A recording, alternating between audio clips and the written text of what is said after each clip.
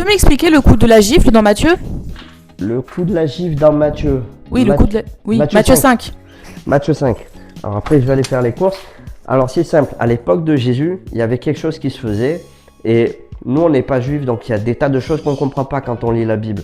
Mais à l'époque, c'était monnaie courante, quand on voulait mépriser quelqu'un, de mettre un coup dans la joue avec le revers de la main. C'était une manière de mépriser l'autre.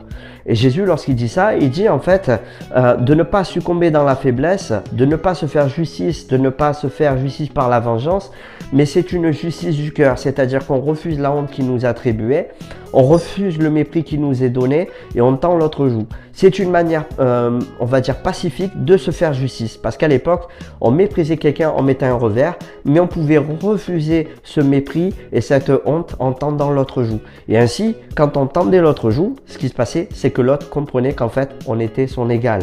Et en fait, dans ce passage, Jésus, qu'est-ce qu'il fait? Il est en train de parler autant à celui qui est dans une démarche où il est giflé, en train de dire, tu as le droit. Tu as le droit de contester cela, mais de manière pacifique et avec amour. Et il parle à celui aussi qui gifle en disant, mais comment tu peux dire que tu aimes Dieu que tu ne vois pas si tu méprises ton prochain que tes yeux voient? Du coup, en réalité, ce n'est pas un acte de faiblesse que de tendre l'autre joue, c'est un acte de force, c'est une forme de résistance, non pas passive, mais de justice du cœur. Voilà, j'ai répondu à ta question? Ok, merci, c'est bon. Allez, Tu je peux fais y les aller. courses. Merci, à tout à l'heure.